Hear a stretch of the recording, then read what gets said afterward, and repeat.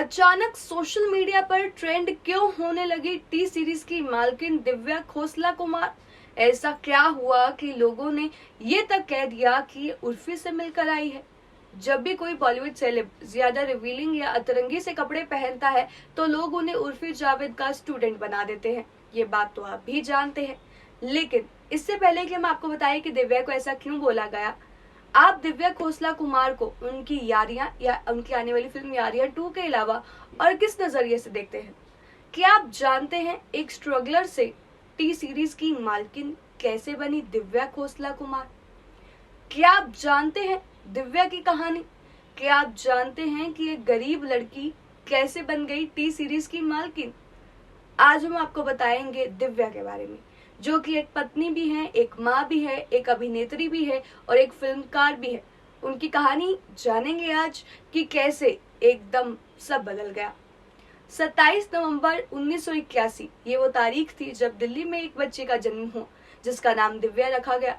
दिव्या का जन्म एक बहुत ही मिडिल क्लास फैमिली में हुआ। दिव्या की जो माँ थी वो एक टीचर थी और उनके पिता एक प्रिंटिंग प्रेस में थे। अब दिव्या ने अपनी जो स्कूलिंग थी वो दिल्ली से ही की थी। उसके बाद उन्होंने अपनी बीकॉम की पढ़ाई जानकी देवी मेमोरियल कॉलेज दिल्ली से ही कंप्लीट की। दिव्या दिल्ली में ही पली बड़ी है।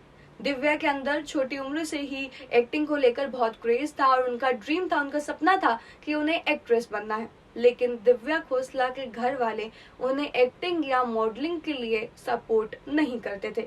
यहाँ तक कि दिव्या के घर वालों को दिव्या का मूवी देखना भी पसंद नहीं था। जी हाँ, फिर दिव्या ने अपने कॉलेज के दौरान ही मॉडलिंग असाइनमेंट लेना शुरू कर दिया। साल 2000 में दिव्या को एक म्यूजिक वीडियो में भी काम करने का मौका मिला। जी हाँ, फाल्गुनी पाठक की एक एल्बम आई थी जिसका गाना था आयो रामा हाथ से दिल खो गया।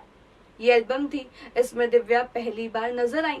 धीरे धीरे मॉडलिंग असाइनमेंट जब ज्यादा होने लगी, मतलब जब मॉडलिंग असाइनमेंट का काम बढ़ने लगा, तो दिव्या खोसला दिल्ली से आकर मुंबई में रहने लगी। दिव्या ने यहाँ से अपना स्ट्रगल करना शुरू किया। इस दौरान उन्होंने एक म्यूजिक वीडियो में काम करने का भी उन्हें मौका मिला जिसका टाइटल था जिद ना करो ये दिल का मामला है। इस म्यूजिक वीडियो में उनके को एक्टर थे सलमान खान। इस सॉन्ग से दिव्या खोसला को बॉलीवुड इंडस्ट्री में पहचान मिली। फिर दिव्या ने मुंबई में कई सारे ऑडिशंस दिए, लेकिन ज्यादातर ऑडिशंस में उन्हें रिजेक्शंस ही हासिल हुई, मतलब उन्हें रिजेक्शंस मिली। फिर दिव्या अपने म्यूजिक वीडियो से थोड़ी बहुत पॉपुलर हो गई थी और इन्हीं म्यूजिक वीडियोस के बेसिस पर दिव्या को एक फिल्म भी मिली थी। ये फिल्म एक तेलुगु फिल्म थी जिसका नाम था लव टुडे। अब साउथ की फिल्म करने के बाद दिव्या को ज्यादा वक्त नहीं लगा और जल्द ही उनकी एंट्री हो गई बॉलीवुड में, मतलब उन्हें एक बॉलीवुड फिल्म में काम करने का मौका मिला और उस फिल्म का नाम था अब तुम्हारे हवाले वतन। साथियों, हम सबने वो मूवी देखी है, बहुत अच्छी भी लगती है। इस फिल्म में इन्हें सुपरस्टार अक्षय कुमार और अमिताभ बच्चन के साथ काम करने का मौका मिला। इस फिल्म के लिए एक म्यूजिक की मीटिंग रखी गई थी जो कि डायरेक्टर अनिल शर्मा के घर पर रखी गई थी और इसके लिए दिव्या भी वहां पर गई और इस म्यूजिक का काम कर रहे थे film and music producer Gulshan Kumar के बेटे भूषण कुमार, यानी कि टी सीरीज के पास इस फिल्म म्यूजिक का कॉन्ट्रैक्ट था। उसी मीटिंग के दौरान भूषण कुमार और दिव्या खोसला की पहली बार मुलाकात हुई, मीटिंग हुई और यहाँ से शुरू हुई भूषण कुमार और दिव्या की लव स्टोरी। भूषण कुमार को दिव्या खोसला से पहली नजर में ही प्यार हो गया था। इस फिल्म के दौरान भूषण और दिव्या में बातें होती रहती थी और फिर दिव्या और भूषण ने मैसेज पे बात करना शुरू कर दिया। लेकिन दिव्या के दिमाग में ये था कि भूषण कुमार जो कि इंडस्ट्री का इतना बड़ा नाम है, हो सकता है कि इतनी बड़ी फैमिली से हैं तो जरूर ये एक प्ले बॉय होंगे। इसलिए दिव्या खोसला ने क्या किया, कुछ टाइम तक भूषण कुमार से दूरियां बना ली और फिर बात करना बंद कर दिया। भूषण को समझ नहीं आ रहा था कि दिव्या ऐसा क्यों कर रही है।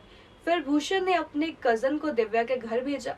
उनके कजन ने दिव्या को जाकर ये बोला कि भूषण तुम्हें बहुत पसंद करता है और तब जाकर कहीं दिव्या को ये यकीन हुआ कि भूषण उनके लिए सीरियस है और वहां से इन दोनों का अफेयर शुरू हुआ।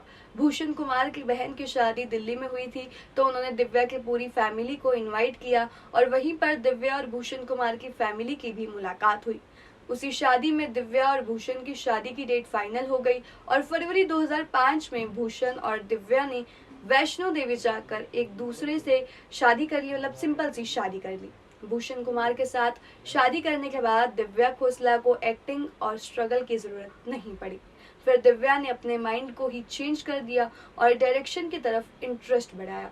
फिर दिव्या ने उस टाइम पे लगभग 20 म्यूजिक वीडियोस डायरेक्ट कर लिए थे और तब जाकर दिव्या खोसला को कॉन्फिडेंस आया कि हाँ, अब वो फिल्म कर सकती हैं। लेकिन इसमें उन्हें भूषण कुमार की हेल्प की जरूरत थी। दिव्या ने भूषण कुमार से बोला कि मुझे गिफ्ट चाहिए, तो भूषण कुमार ने बोला मेरा बजट जो है वो 5 से 10 करोड़ है, तो तुम कुछ भी मांग लो।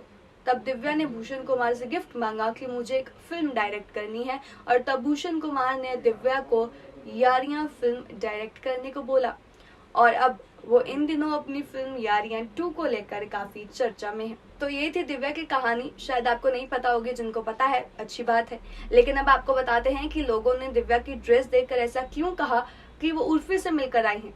अब दिव्या अपनी फिल्म यारियां 2 के प्रमोशंस मीटिंग्स में बिजी है। हाल ही में दिव्या ब्लैक क्रॉप टॉप और डेनिम में अपनी फिल्म का प्रमोशन करने पहुंचे। इस दौरान दिव्या का स्टाइल किसी को तो पसंद आया, लेकिन किसी ने उन्हें ट्रोल कर दिया और कह दिया कि उर्फी से मिलने गई है, क्योंकि उनकी जो ड्रेस थी वो काफी रिवीलिंग थी और अक्सर उर्फी को ही ऐसे अतरंगी कपड़ों के लिए जाना जाता है। तो उम्मीद करते हैं आपको काफी कुछ आज पता चल गया होगा दिव्या खोसला कुमार के बारे में कि वो कैसे एक स्ट्रगलर से टी सीरीज की मालकिन बनी। कैसी लगी आपको इन्फॉर्मेशन, हमें कमेंट करके बताएं और तमाम ऐसी और जानकारी के लिए हमारे चैनल न्यूज़ बुक के साथ जुड़े रहें।